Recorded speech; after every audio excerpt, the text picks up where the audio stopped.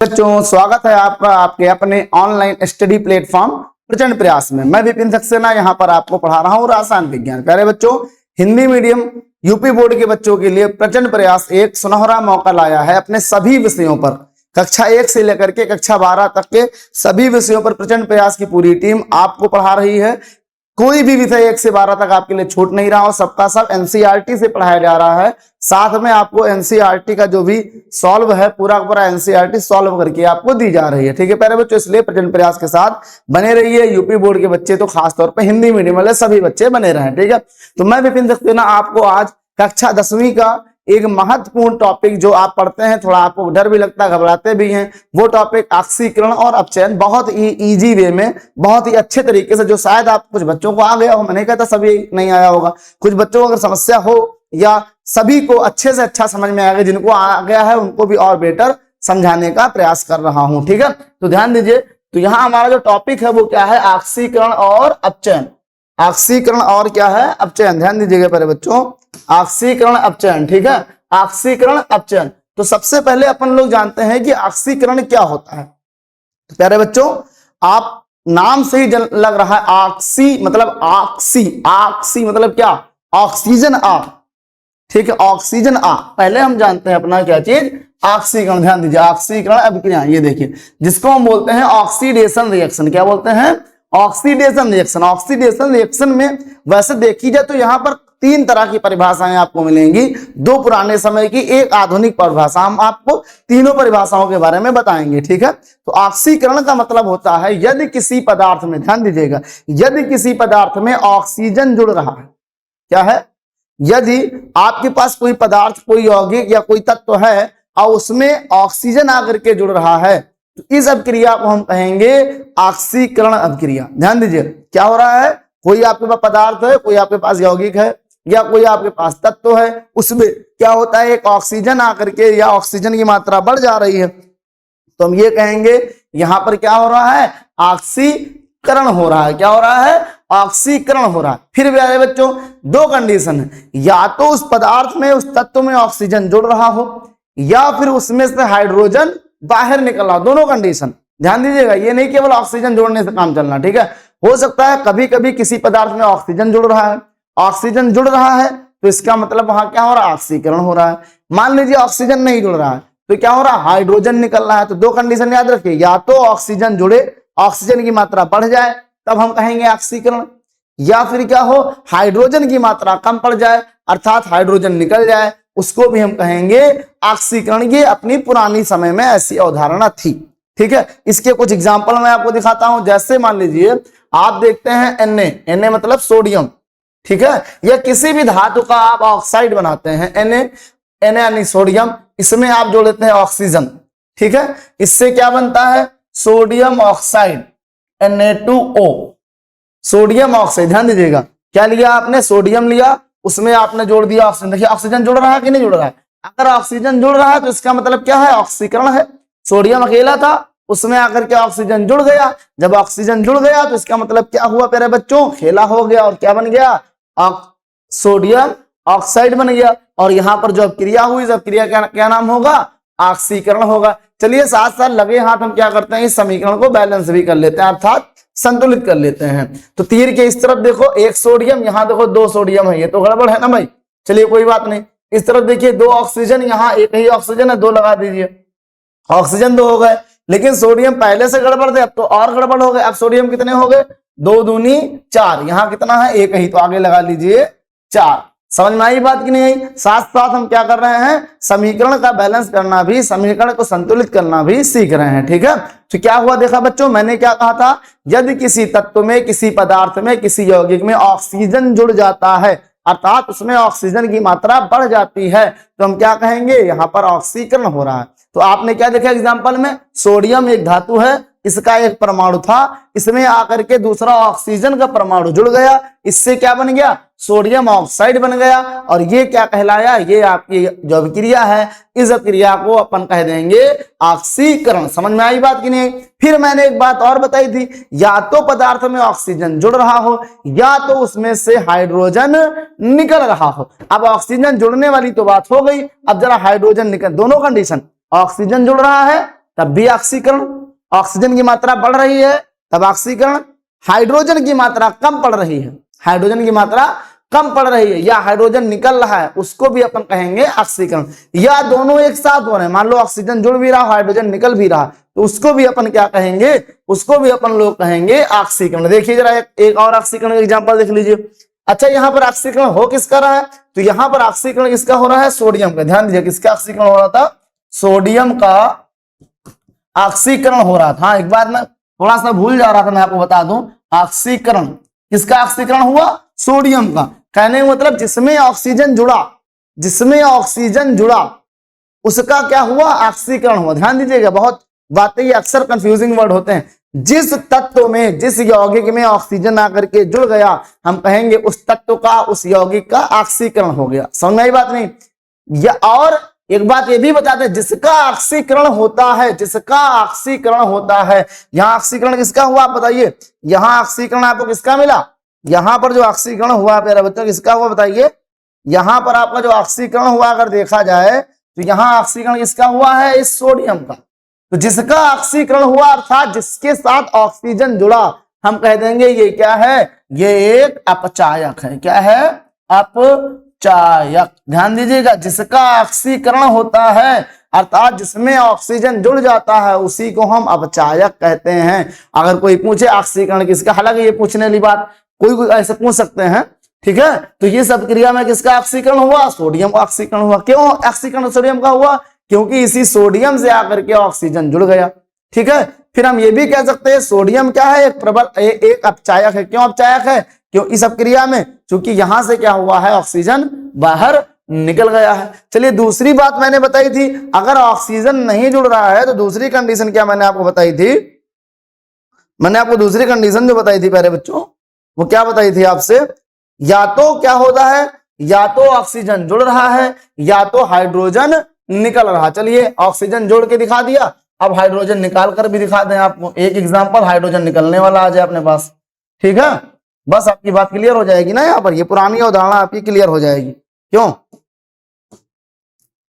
देखिए अब अपन क्या करेंगे, हाइड्रोजन निकालने वाला। देखिए जैसे कि लीजिए HI है, आप HI मतलब हाइड्रोजन आयोडाइड। क्या है ये, हाइड्रोजन आयोडाइड। देखिए आयोडीन और हाइड्रोजन आपस में मिलकर के क्या बना दिए हैं, HI अर्थात हाइड्रोजन आयोडाइड। कलर चेंज कर दूं भाई ना, ये कलर कम दिख रहा है, अच्छा नहीं लग रहा है ये। चलिए भैया कलर चेंज हो जाओ, पहले तो इसको इरेज कर दो, ठीक है, फिर क्या करूंगा, colour change, colour red, yes red. देखिए हाइड्रोजन आयोडाइड HI, ये क्या है, हाइड्रोजन आयोडाइड है।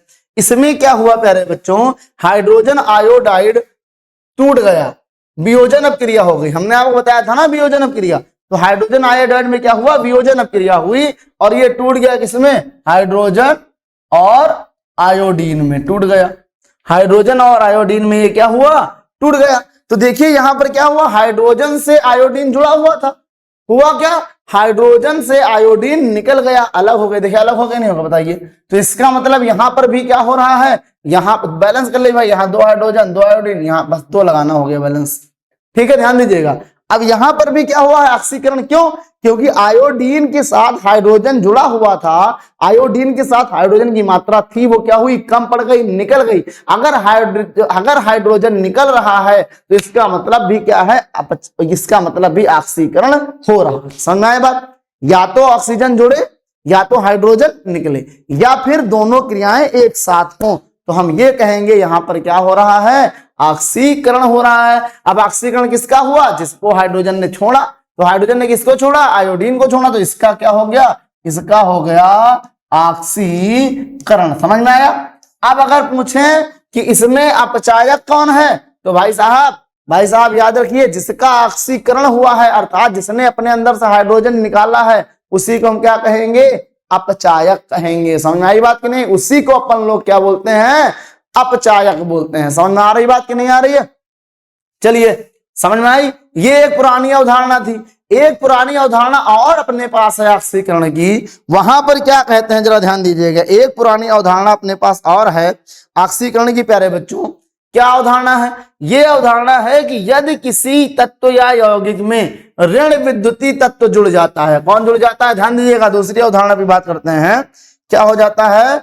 ऋण विद्युतीय तत्व जुड़ जाता है ना। ऋण विद्युतीय मतलब जो इलेक्ट्रोनेगेटिव हो, अर्थात जिसमें इलेक्ट्रॉन के प्रति चाहत ज्यादा हो, उसे कहते हैं ऋण विद्युतीय। ठीक है, तो हम क्या कहेंगे, एक तो तरीका ये था, पुरानी दो अवधारणाएं थी। पहली अवधारणा क्या थी कि किसी तत्व यौगिक में ऑक्सीजन की मात्रा बढ़ जाए या फिर हाइड्रोजन की मात्रा कम हो जाए या दोनों एक साथ हों, तो इस अभिक्रिया को हम कहते हैं ऑक्सीकरण। जिसमें ऑक्सीजन जुड़ा इसका मतलब उसका ऑक्सीकरण हुआ और उसको हम क्या कहेंगे? अपचायक कहेंगे। ठीक है, या जिससे हाइड्रोजन निकला इसका मतलब उसका क्या हुआ? ऑक्सीकरण हुआ, उसको हम अपचायक कहेंगे। ठीक है, अब ध्यान दीजिए, दूसरी अवधारणा पुराने समय में क्या थी? एक अवधारणा यह है पुराने समय के कि अगर किसी तत्व में कोई दूसरा ऋण विद्युतीय तत्व जुड़ जाता है या किसी यौगिक में बाहर से आकर के कोई ऋण विद्युतीय, अब बात यहां पर समस्या है कि ऋण विद्युतीय कौन होते हैं। तो प्यारे बच्चों, ऋण विद्युतीय वो तत्व होते हैं जो ऋण आयन बनाते हैं, अर्थात जिनके अंदर इलेक्ट्रॉन ग्रहण करने की चाहत बहुत ही ज्यादा होती है और इलेक्ट्रॉन ग्रहण करके इनके परमाणु क्या बना लेते हैं? ऋण आयन बना लेते हैं। समझ में आया कि नहीं आया? समझ में आई बात जी? तो ध्यान दीजिएगा यहां पर। अब क्या बात कहेंगे हम, अगर किसी तत्व से, यौगिक से दूसरा कोई ऋण विद्युतीय तत्व जुड़ रहा है, तब हम इसे कह देंगे यहां पर ऑक्सीकरण हुआ। अब इसका जरा दूसरा शब्द समझो, या तो ऋण विद्युतीय तत्व जुड़ रहा हो या तो धन विद्युतीय तत्व निकल रहा हो, अर्थात या तो ऋण आयन बनाने वाला तत्व जुड़ रहा हो या तो धन आयन बनाने वाला तत्व निकल रहा हो। दोनों बातें याद रखिएगा, या तो ऋण आयन बनाने वाला तत्व किसी दूसरे तत्व के परमाणु, अणु या आयन या यौगिक से जुड़ रहा हो या फिर धन आयन बनाना वाला, धन आयन कोई जो है क्या है? निकल रहा हो, तब भी क्या कहेंगे? इसको हम ऑक्सीकरण कहेंगे। समझ में आया बात की नहीं आया? देखिए, जैसे कि आयरन Fe, ये क्या है? हमारा आयरन है। ये आयरन एक धन विद्युतीय होता है। ठीक है, हमारा जानते हैं ना फेरस, इसमें क्या जोड़ दें? इसमें हम जोड़ दें सल्फर। क्या जोड़ दें अपन लोग? सल्फर। सल्फर कैसा होता है? ऋण विद्युतीय होता है। जब आयरन में सल्फर जुड़ जाता है तो ये बन जाता है आयरन सल्फाइड, FeS। समझ में आया? FeS बन जाता है। तो यहां पर क्या हो, ध्यान दीजिए, ये कैसा था? ये था ऋण विद्युतीय। ये किससे जुड़ गया? ये इससे जुड़ गया। जब ये ऋण विद्युतीय इस आयरन से जुड़ गया तो इसका मतलब क्या हुआ? इसका मतलब यहां पर हुआ है ऑक्सीकरण। क्या हुआ है?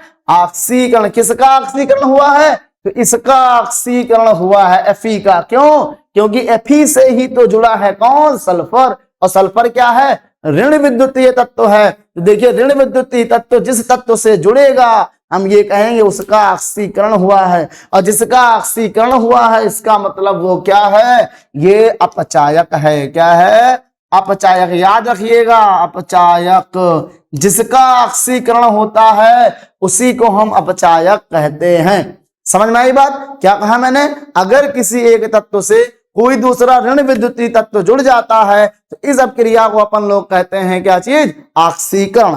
ठीक है, जिस तत्व से ऋण विद्युतीय तत्व जुड़ता है हम ये कहते हैं इसी तत्व का क्या हुआ है? ऑक्सीकरण हुआ है। और ये तत्व क्या है तुम्हारा? ये अपचायक है।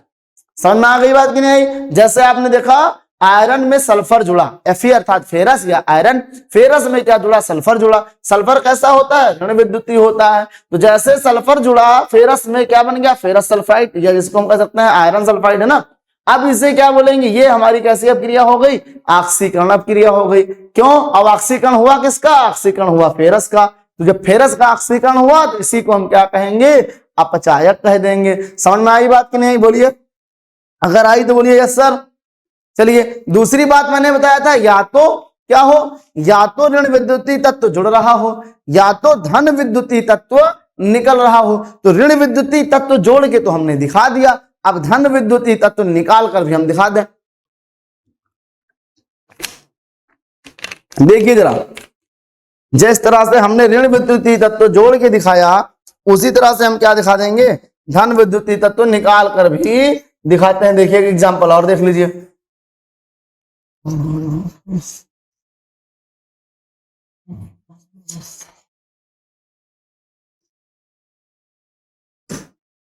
देखिए अब एक धन विद्युतीय तत्व देखिए निकाल के दिखाते हैं हम।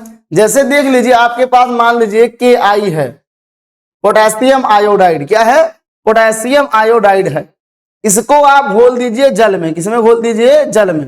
पोटेशियम आयोडाइड है, इसको आप घोल दीजिए जल में, वाटर में इसको आप डिसॉल्व कर दीजिए। क्या हो जाएगा, जैसे ही इसको आप जल में घोलेंगे प्यारे बच्चों तो बन जाएगा, जानते क्या बन जाएगा, पोटेशियम हाइड्रोक्साइड। क्या बन जाएगा, KOH, potassium hydroxide. Potassium iodide को Ki मतलब पोटेशियम आयोडाइड, ठीक है। पोटेशियम आयोडाइड को अपन लोगों ने क्या किया, जल में घोल दिया। जैसे ही जल में घोला प्यारे बच्चों तो कमाल हो गया। क्या कमाल हुआ, कमाल ये हुआ कि जो पोटेशियम आयोडाइड था उसमें से जो पोटेशियम हुआ प्यारे बच्चों, इसने जल से अभिक्रिया कर ली और ये क्या बना दिया, पोटेशियम हाइड्रोक्साइड बना दिया, जो कि एक तरह का क्षार है। क्या है, पोटेशियम हाइड्रोक्साइड बना दिया जो कि एक तरह का क्षार है। और आयोडीन भाई साहब को अलग कर दिया। अब अगर देखा जाए तो यहाँ पर कौन सी अपक्रिया थी, अगर उन चार में से ध्यान दो तो यहाँ पर कौन सी अपक्रिया है, यहाँ पर प्रतिस्थापन अर्थात विस्थापन अपक्रिया। लेकिन अपन लोग यहाँ पर क्या पढ़ रहे हैं, यहाँ पर अपन लोग इसको ऑक्सीकरण अपक्रिया कह रहे हैं। क्यों कह रहे हैं, क्योंकि ध्यान दीजिएगा जो पोटेशियम होता है प्रबल धन विद्युतीय होता है। धन विद्युतीय का मतलब इलेक्ट्रॉन त्याग करके ये क्या करता है, धनायन बनाता है। ये बात थोड़ा सा कम डाइजेस्टेबल लग रही होगी, लेकिन जैसे हम लोग क्या करेंगे, धातु अधातु वाला पाठ पढ़ लेंगे ये बात समझ में आ जाएगी। कौन धनायन होता है, जो धातुएं होती हैं वो अपने अंदर से इलेक्ट्रॉन त्यागती हैं, त्याग कर क्या बनाती हैं, धन आयन बना देती हैं। और इन्हीं धातुओं को अपन लोग क्या कहते हैं, इन्हीं धातुओं को अपन लोग धन विद्युतीय तत्व कहते हैं। समझ में आया कि नहीं आया, ठीक है। जो जितनी जल्दी से इलेक्ट्रॉन त्याग कर धनायन बनाएगा इसका मतलब वो उतना ही प्रबल धन विद्युतीय है, यानी कि इलेक्ट्रो पॉजिटिव है। समझ में आ रही बात, नहीं आ रही। अब अधातुएं कैसी होती हैं, इलेक्ट्रॉन ग्रहण करती हैं, तो इलेक्ट्रॉन ग्रहण करके क्या बनाती हैं, ऋण आयन बनाती हैं। इसीलिए अधातुओं को हम क्या कहते हैं, ऋण विद्युतीय तत्व, या हम कह सकते हैं इलेक्ट्रोनेगेटिव, ठीक है। और जो अधातु जितनी जल्दी इलेक्ट्रॉन ग्रहण कर लेगी वो उतनी ज्यादा जो है क्या होती है, ऋण विद्युतीय, अर्थात उतनी ज्यादा इलेक्ट्रोनेगेटिव होती है। समझ में आया। तो यहां पर क्या हुआ प्यारे बच्चों, जो पोटेशियम आयोडाइड था, इस पोटेशियम आयोडाइड में एक धन विद्युतीय तत्व था, कौन, पोटेशियम। एक ऋण विद्युतीय तत्व था, कौन, आयोडीन। दोनों आपस में मिले हुए थे, ठीक है। इसमें हुआ क्या, पोटेशियम को जैसे ही इस पोटेशियम आयोडाइड को जल में घोला गया प्यारे बच्चों, तो हुआ क्या, पोटेशियम ने आयोडीन को दिया छोड़, विस्थापन अपक्रिया कर ली। और किसके साथ अपक्रिया कर ली, जल के साथ। क्या बना दिया, KOH अर्थात पोटेशियम हाइड्रोक्साइड बना दिया। और आयोडीन आपका क्या हो गया, अकेला हो गया, आयोडीन आपका अकेला हो गया। तो यहां पर क्या हुआ, यहां पर भी आपकी ऑक्सीकरण अपक्रिया हुई। क्यों, क्योंकि जो धन विद्युतीय तत्व था, कौन, पोटेशियम, वो निकल गया कहां से, आयोडीन को छोड़कर भाग गया। धन विद्युतीय तत्व पोटेशियम आयोडीन को छोड़कर भाग गया। क्यों भाग गया, क्योंकि उसने जल से क्रिया कर ली और क्या बना दिया, पोटेशियम हाइड्रोक्साइड बना दिया। तो हमें इससे मतलब अभी तो है ही नहीं क्या बनाया, हमें इससे मतलब है कि उसने आयोडीन को छोड़ दिया, आयोडीन को छोड़कर भाग गया। कौन भाग गया, धन विद्युतीय तत्व। तो इसका मतलब क्या हुआ, इसका मतलब यहां पर क्या हुआ प्यारे बच्चों, ऑक्सीकरण हुआ। क्या हुआ, ऑक्सीकरण। किसका ऑक्सीकरण हो मेरे बच्चों, अरे यार जिसको धन विद्युतीय तत्व ने लात मारी भगा दिया उसी का ऑक्सीकरण हुआ। तो धन विद्युतीय तत्व पोटेशियम, पोटेशियम ने किसको लात मारी, पोटेशियम ने लात मारी किसको, आयोडीन को। किसको मारी, आयोडीन भाई साहब को। तो किसका ऑक्सीकरण हुआ, आयोडीन का ऑक्सीकरण हो गया। समझ आई बात नहीं, आयोडीन का ऑक्सीकरण हो गया, ठीक है। अब आयोडीन का अगर ऑक्सीकरण हो रहा है इसका मतलब हम आयोडीन को क्या कहेंगे, अपचायक कहेंगे। क्या कहेंगे, अपचायक कहेंगे। समझ में आ रही बात कि नहीं आ रही, इतनी बात समझ में आ गई। ये तो थी अपनी पुरानी अवधारणाएं, किसके लिए, ऑक्सीकरण के लिए।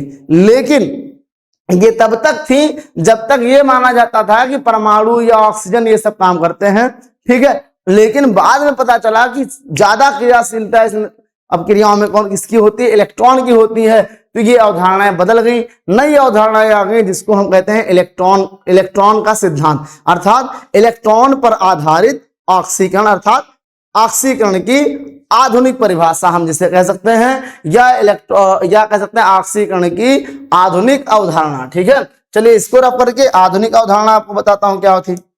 आधुनिक अवधारणा ऑक्सीकरण की क्या है? इलेक्ट्रॉन पर आधारित। अभी तक क्या था?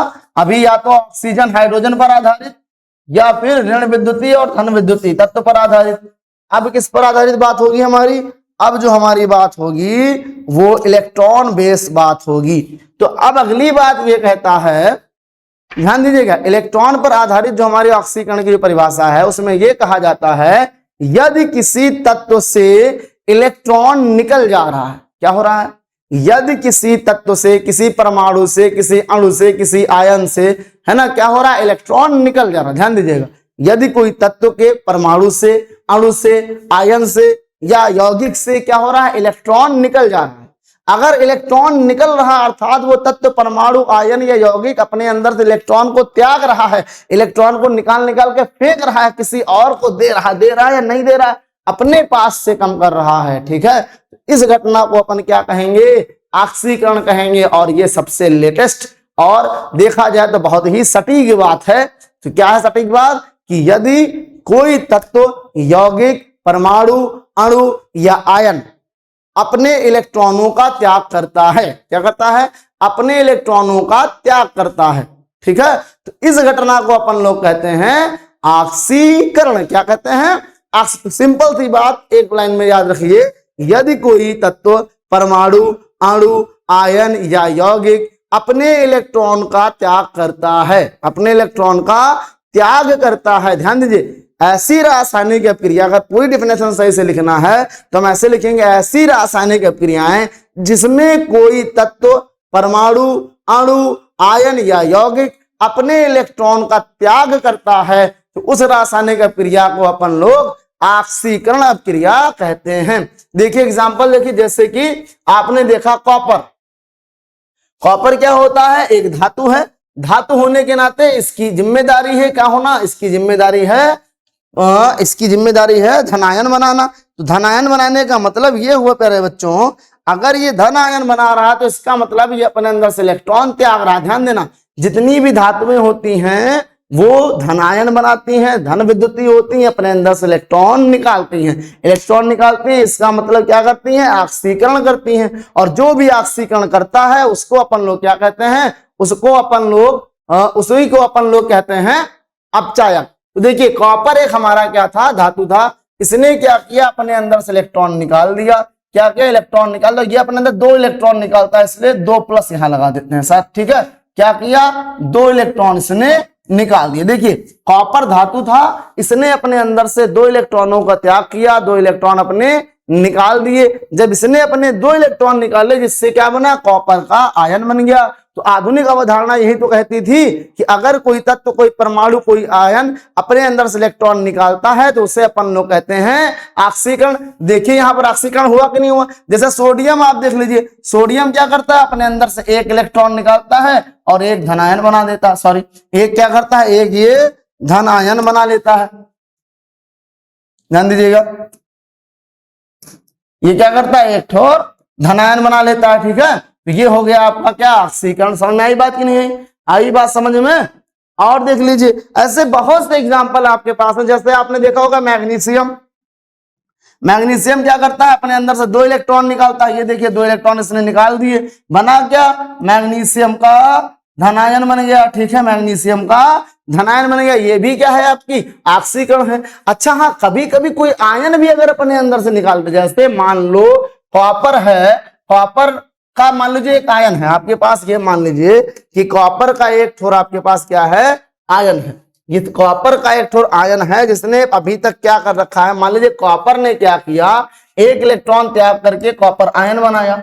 अब आवश्यकता पड़े 1 इलेक्ट्रॉन और त्यागने की, आवश्यकता पड़े 1 इलेक्ट्रॉन और त्यागने की, तो ये 1 इलेक्ट्रॉन और त्याग देगा और क्या बना लेगा? कॉपर का डबल कोटेड आयन बना लेगा, अर्थात 2 इलेक्ट्रॉन त्यागने वाला आयन बना लेगा। समझ में आई बात कि नहीं आई? ठीक है, तो उम्मीद करते हैं आपको ऑक्सीकरण पे आधारित पुरानी दोनों अवधारणाएं और नई इलेक्ट्रॉन सिद्धांत पर आधारित अवधारणा भी अच्छे से समझ में आई होगी।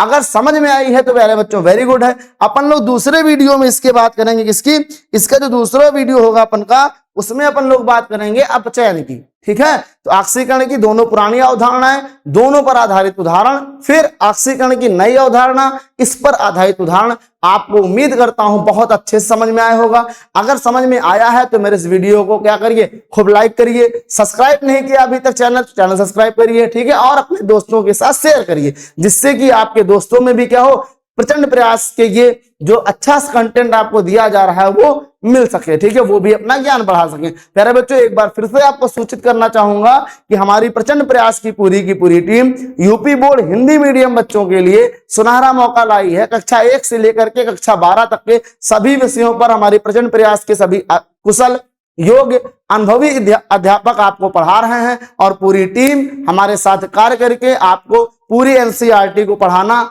उसको एक एक क्वेश्चन को सॉल्व करके देना, साथ में नोट्स देने का कार्य भी कर रही है। तो प्यारे बच्चों, अपनी बात को यही विराम करता हूं। स्वस्थ रहिए, मस्त रहिए। जय हिंदी, जय हिंदुस्तान।